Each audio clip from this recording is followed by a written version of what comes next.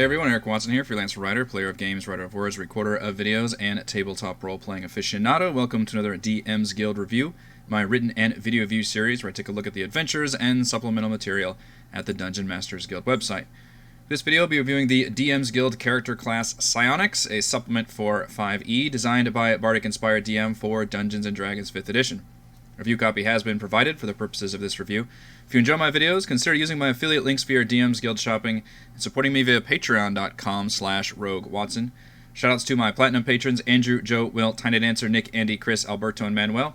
And gold patrons RPG Papercrafts, Charming Grenade, Pretty Boy, and Yuma, Marcos Did, Vicente, Gilberto, Sean, A.K. Cert 2B, Adam, Tethers Lounge, Sam, Ross, Limpy Spuds, and Jerome. Thank you all very much for your support.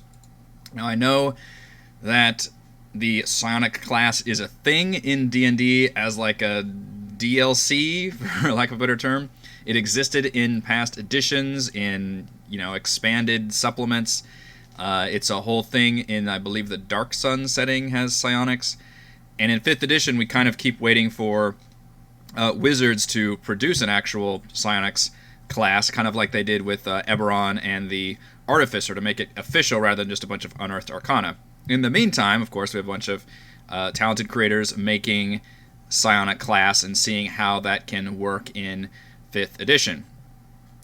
For this supplement, I will say that I am ultimately a bit disappointed in how the Psionic class operates, because it's basically just a reskinned or rethemed wizard. It doesn't really have its own abilities. It basically just... Which, the advantage to that is you don't have... It's not very confusing. If you just use things that already exist, if you just use already existing spells and abilities and concepts, then it's pretty intuitive for a lot of people who have played D&D, and it's very easy to understand the class. Unlike the last one, the last class supplement I reviewed, the Splicer, where it was all very, very new, and I had a lot of, very confusing concerns about how the class worked. This one I have no concerns whatsoever. It's very straightforward. But on the other hand, it also doesn't feel very unique or interesting beyond just saying, I'm going to play a wizard and only take these certain spells, and then, hey, DM, can I flavor my mage hand as telekinesis?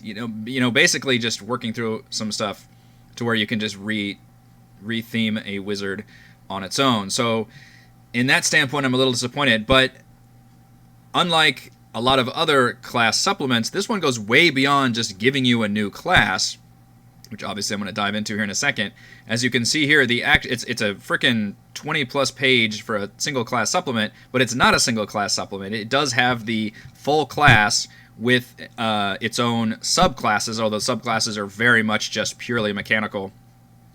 But then it goes on and offers new spells, new feats, new magic items, new racial variants, subclasses so that you can apply, if you want to, the concepts of the psionic to existing classes, which is something that I've always said people should look into doing more than just making their own class, is seeing if you can actually apply your concepts to an exist. Because we've got a dozen classes to work with. They all have very, well-defined abilities at this point. See if you can actually flavor it as a subclass versus its own class.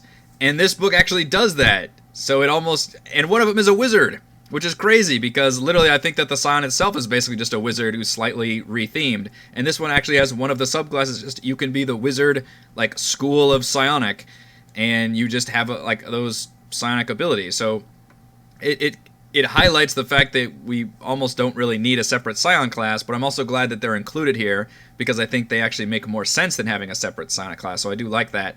And then, as a huge bonus, we get this new Psionic Empire based on the Gith that I guess is meant to take place in the Forgotten Realms. I mean, you're selling it on the DM's Guild, you might as well use that stuff. It uses Gith, it uses Illithids. That's where a lot of the Psionic stuff comes from in the Forgotten Realms universe, at least. And it offers this whole empire called the Guyane, the Psionic Empire.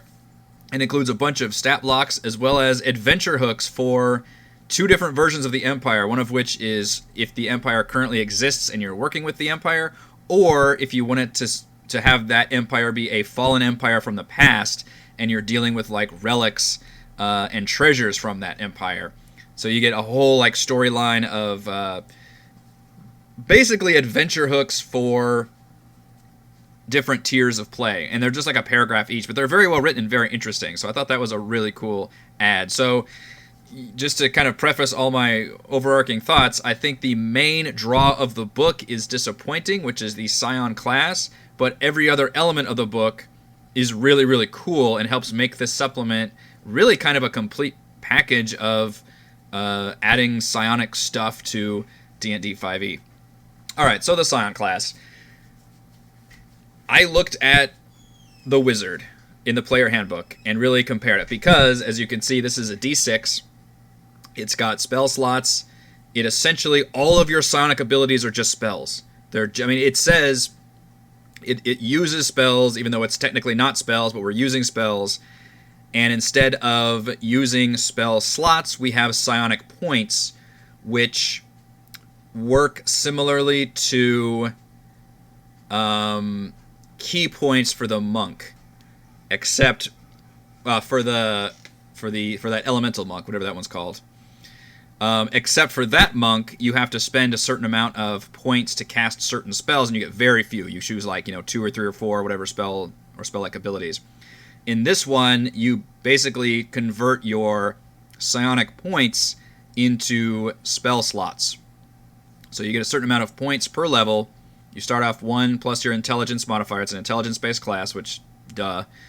And then that's how many points you get. And then it's a 1-to-1 ratio between the psionic point and the spell slot level. So, for example, if you want to cast a spell at the 2nd level, or if you want to cast a 2nd level spell, it would cost you 2 psionic points. Now, for funsies, and because I really wanted to dive into this and figure things out, I compared it directly with a wizard. So, let's say you've got a psionic at 3rd level with 16 intelligence, which means you've got a +3. I take it that's probably pretty average. It's pretty rare you're going to get that +4 early levels, but most people should probably have a +3 modifier throughout their early career. So a psionicist, using this table, would have 6 points, because you're 3 plus your intelligence modifier, so you've got 6 psionic points. You have 12 slots, 12 spells that you know and have prepared. I believe you technically don't prepare your spells as a psionicist. I guess a scion. I keep saying psionicist. They just say the scion. So you don't prepare your spells as a scion. You have them always available, and you have 12 known. However, unlike a wizard, you don't get to just choose from all the spell lists. You have very specific spells that you can cast. So at the beginning, you have certain cantrips you can cast, and you can cast Command, Jump, Shield, and Unseen Servant at 1st level. And then at 3rd level, and every time that you would gain, so I think it's every other level on the odd level. So 1st, 3rd, 5th, 7th, 11th, etc.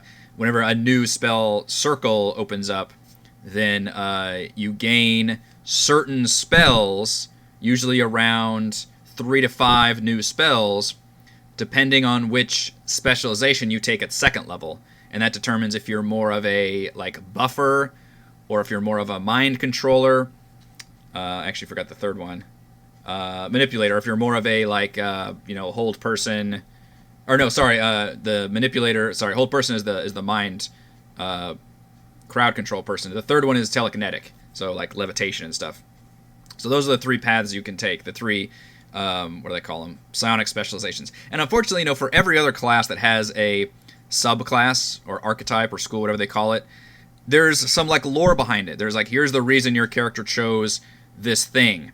You went with this, the paladins have all the different tenets, the warlocks, some of them go a little bit farther than others. Wizards have their schools, and others are just here's the path that you chose in addition to the class that you chose. In this one, it just mentions them with a sentence. The influencer specializes in using psionic energy to manipulate the minds and wills of other creatures. That's it. So it's very much like a min-maxy, video gamey skill tree thing versus, give me some more flavor text about what does this mean? What are some examples of these? Go a little bit further with that if you're going to have these subclasses built in. So it almost doesn't even feel like a proper subclass. It just feels like like skill trees that you take with the one class.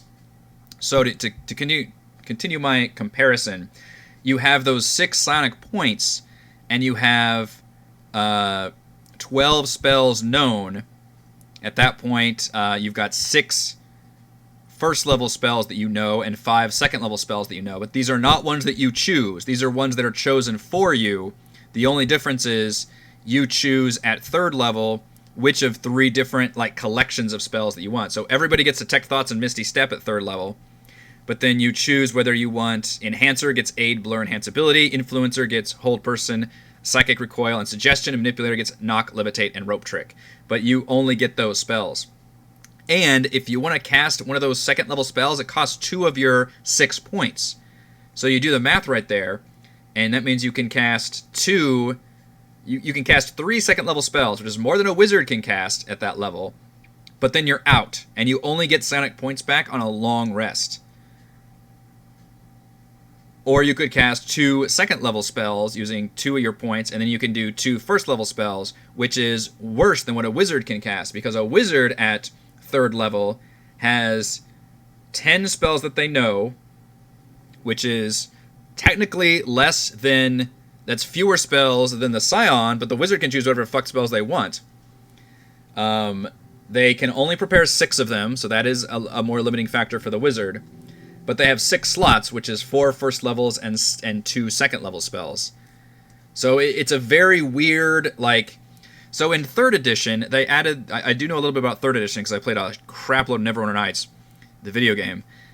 They introduced the Sorcerer, and the Sorcerer took the Wizard and said, okay, you're going to know fewer spells, but you can cast those spells more often, which I thought was a really cool way to introduce a different kind of spellcaster, somebody that was very... You could create a very limited, specialized spellcaster. So for example, somebody who's just is a fire elementalist. You could just have all the fire spells. They wouldn't know very many spells other than that, but they could cast, Fireball like 6 times in a day or something. And that could be very fun, especially in a combat-oriented video game. The Psionic almost goes in the opposite direction. It says, you can potentially know more spells. Now, granted, you don't get to choose them. They're kind of chosen for you, but you can know more spells. But you can cast them even fewer times than a wizard can. And that just does not seem fun to me at all. Now, they do have a similar...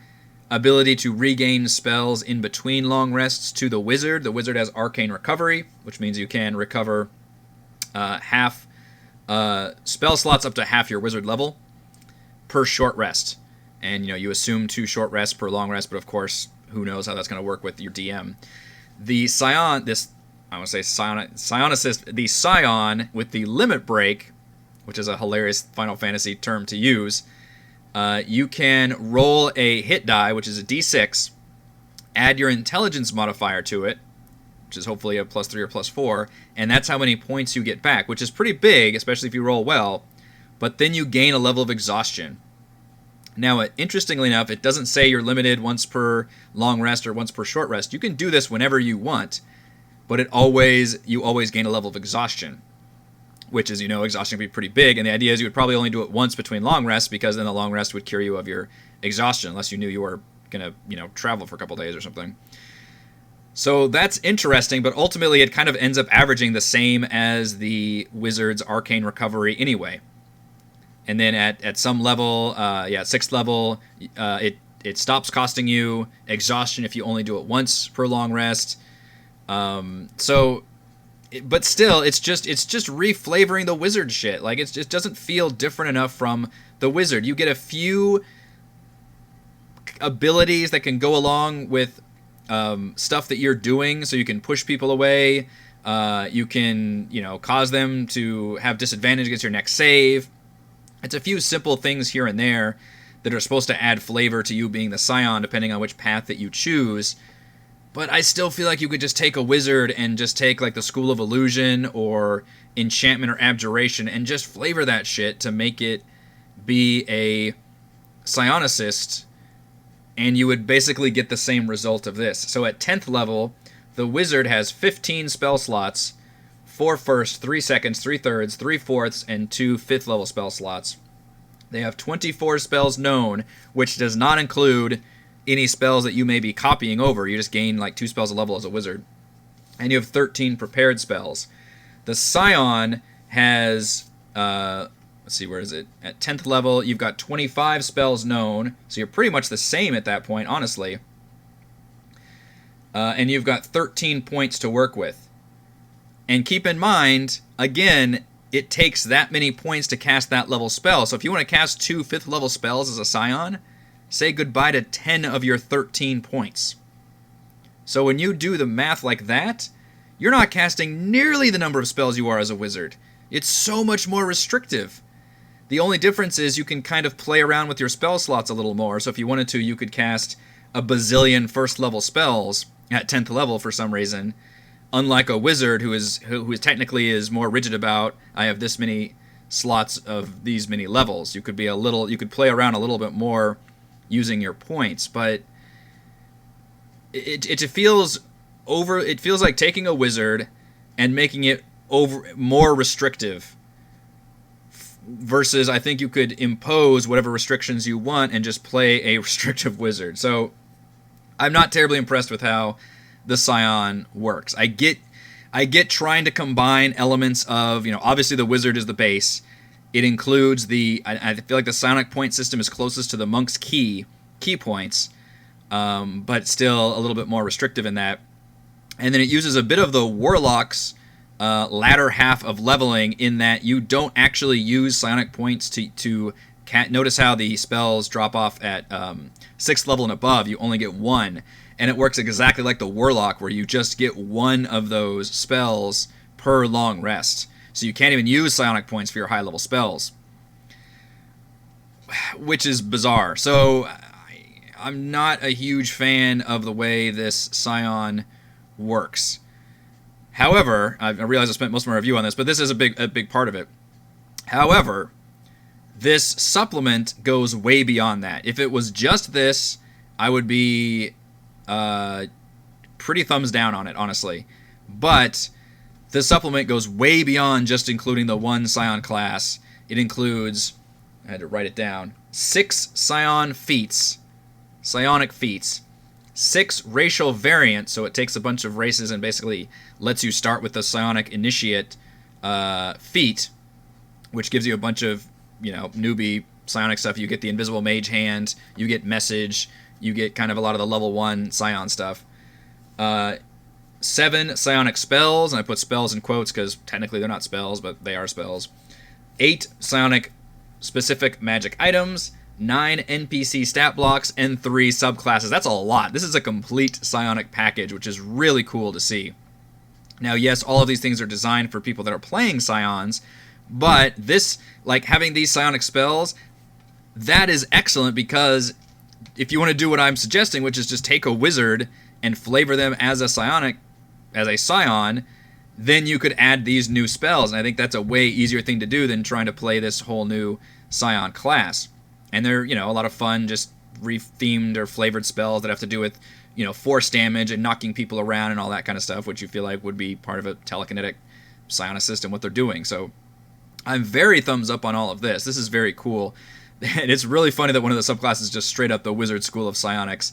It actually doesn't use a whole lot of the Psionic abilities like I thought it would, but it does say that you straight up gain Psionic points at 10th level, which honestly I would make that an earlier thing. Make that like the 6th level ability or even the 3rd level ability. Give you a few Psionic points and let you play with those to where you can kind of manipulate your spell slots or do something and make that just be the flavor, which is why I think that entire Scion class could have been distilled into just this School of Psionics, and sure enough, we see it right here. So it's bizarre because this is kind of what I was wanting, and I get it. So I gotta give a thumbs up to that. And the Monk and Fighter ones are pretty spiffy. I mean, it just because the advantage is, it's all very easy to apply all these things because all these rules already exist. There's hardly anything here that's unique or new, which on the one hand is a bummer, but on the other hand, obviously makes it very easy to just insert all these rules as subclasses.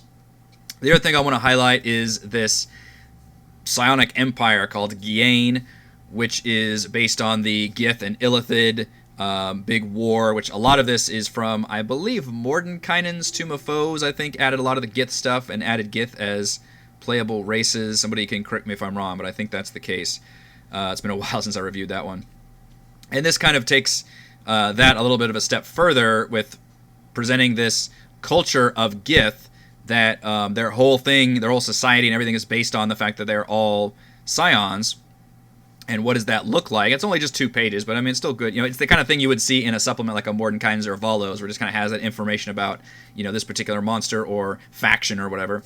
But then what I really love is this Gian Adventures section, which breaks down how to actually roll with a campaign from levels 1 through 20. And it's very well written and interesting. Like the one where you're actually working with the Empire as you collecting these crystals in order to build this astral gateway to connect the Gith to their brethren who are out in this extra-dimensional space, and you have to deal with the infighting between the Githyanki and the Githzerai, and then of course when you open the actual gateway, by the time you get to the upper levels, then you have to fight this horrible entity that's been, it turns out that all the Gith are destroyed, and this one thing is now coming through the astral gateway. It's a cool idea. It's really well done. I absolutely love it.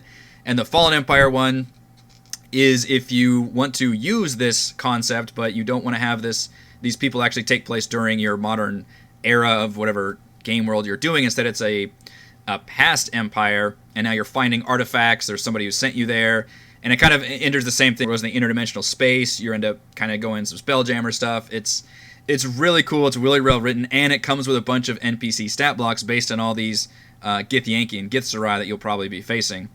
So I think that's a really, really cool concept. The fact that we get a adventure story seeds with my class supplement, which is I'm only expecting a new class when I look at these kind of things. So that's a huge bonus. So big thumbs up for that. I think it's really, really cool. Even if the actual title class thing is the weakest part of the supplement, all the other parts, I think honestly make up for it. It's a very complete package on all things psionic, and I think I got to be positive on it overall. All right, let's go over my pros and cons for Psionics, a supplement for 5th edition D&D. Pros: 6 feats, 6 racial variants, 7 psionic spells, 8 Maids of Milking, 8 magic items, 9 NPC stat blocks, and 3 subclasses. Holy crap, I lumped that into all one pro, but just basically the fact that we get all this extra content and it's good content, is fantastic. Pro: the psionic subclasses are a great way to retheme existing classes. I think that's a great idea. It probably could have even gone even further and applied that to more classes, but I'm glad they didn't try to feel the need to now we got to insert one of, a psionic version of every single class. I don't necessarily think that's the way to go, but they do fit, honestly, better as subclasses than I think it does as its own class. And pro: the Gaian Empire includes lore adventure hooks for current and fallen eras and NPC stat blocks. Big thumbs up. I thought that was a really cool idea. And then cons, obviously just the Psion class itself. It's a middling combination of wizard, warlock, and monk, and it just doesn't have any fun class-defining features. And honestly, it just feels like you could just use a rethemed wizard. So the actual title class is a bit of a disappointment. Final verdict: the Psion class is little more than a strictly themed wizard, but the supplement makes up for it with new feats, spells, magic items, subclasses, and story hooks surrounding an intriguing psionic empire. Thank you to everyone for watching this video review. You can see my written review at roguewatson.com. You can support my work at patreon.com/roguewatson. You can follow our own D&D adventures here on my YouTube channel. Thank you.